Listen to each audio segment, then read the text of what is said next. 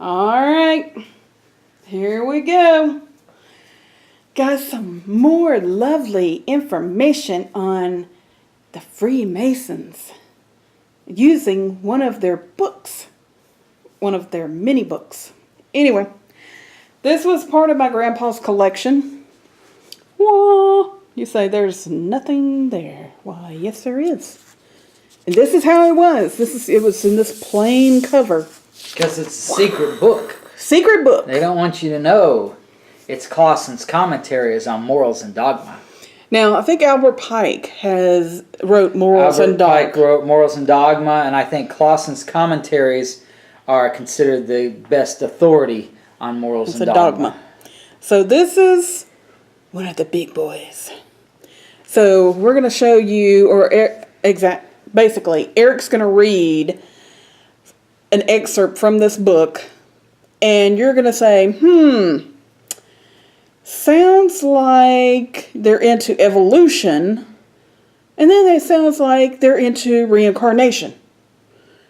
So, they say they're not a religious institute, but they are sure using a lot of religious stuff in their books to say that you have to believe and so forth. Anyway, here we go.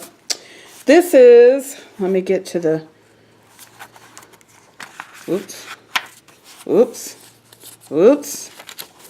This is the 8th degree. And that's what we're going to be reading an excerpt from. This is the 8th degree. And if you're saying, oh, this is not a legit book, you don't know what you're talking about, this is your book. Just look up Clausen on Google and you'll find out his authority in the Masonic Lodge. Here we go. Let's see. You might have to help me hold this up. Copyright 1974 by the Supreme Council of the Mother Council of the World. Sounds like a lot like the Catholic Church, doesn't it? And in other documents, they do say they are part of the Catholic Church. I will show that to you eventually. Okay, here we go. Eric's going to read this lovely excerpt. I know, I'm not a professional. Get over it. Here we go. Commentary on 8th degree. We learn that work must be organized and systemized, and that progression must proceed by stages. This is but a truism that has been reflected in man's progress upon the earth. It is now said that man has lived here many, many millions of years. During that time he has progressed as a nomad, a food collector, a hunter, and then a builder. He first fashioned crude tools and utensils of stone, bone, and wood. Next he molded clay and loam.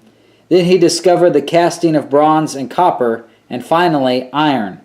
Along the line he learned to till the soil and reap the harvest, to capture and domesticate wild animals, to build dwellings and villages and cities. He has survived 4 ice ages and 3 warmer interglacial periods. The last ice age ended about 8000 BC. All the splendor and all the mystery of this miraculous story of man is deeply embedded in you, lives on in you, as in a seedbed. We all have experienced unexpectedly, unexplainably, rooted deep in the past, a feeling of kinship with places and persons. There is within you, destined to endure forever, the wisdom of the Delphic oracle, the truth of Atlantis, the thousands upon thousands of legacies that you have inherited from your ancestors during their existence upon this earth. Hold on one second. Atlantis. This is what you're going to find out in these books, that the Freemasons do not believe in God, whether it be Jesus, Abba Father, or it be Muhammad, or whatever the case may be. They do not believe in God, but yet they're deacons in your church. They go to your church. They put on a great facade. They're keeping up appearances. Okay, go ahead, right there. Within the span of your own lifetime thus extended, You may have followed in the footsteps of your primeval ancestors as they walked the walls of Jericho, so ancient that even the patriarchs Abraham, Isaac, and Jacob knew not its origins. You may have stood on top of its tower, 4,000 years older than the first pyramid. You may have worked with your ancestors in an intense desert heat as they stoked the fires in the smelting ovens of King Solomon, or built the towers of Sardis in the Bronze Age of 800 BC.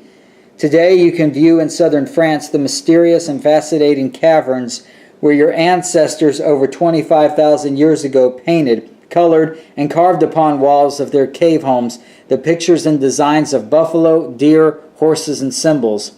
This creative artistry, motivated by a religio-magical impulse, holds excitement for us, since, aside from antiquity, it marks the end of the Cro-Magnon man's period as a mere toolmaker. It is mute evidence of his entry into the era of true humanity.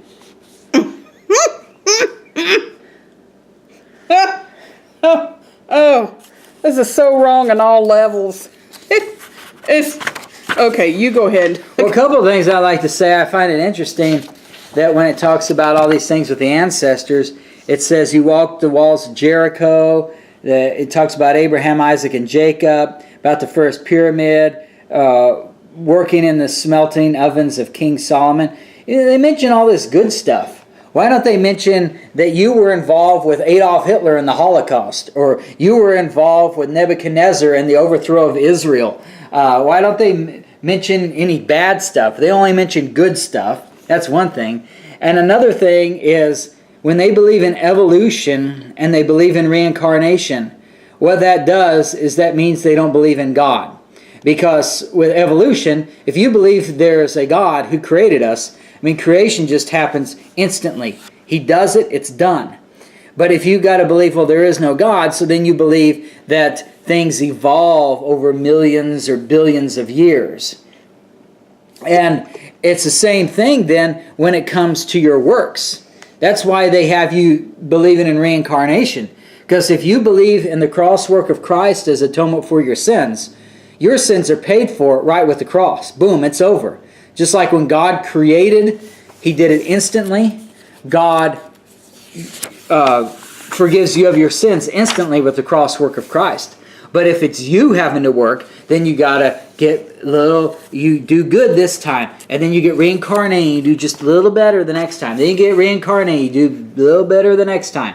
So they believe in the evolution in order to be created, and then they believe in evolution or reincarnation in order to be perfected.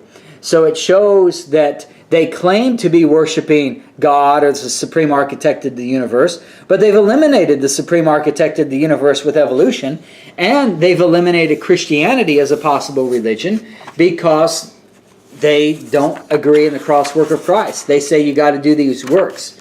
So right there it shows, even though they claim to be religious, they're anti-Christian and they're anti-God. So there you go, people. It just gets crazier on down the line.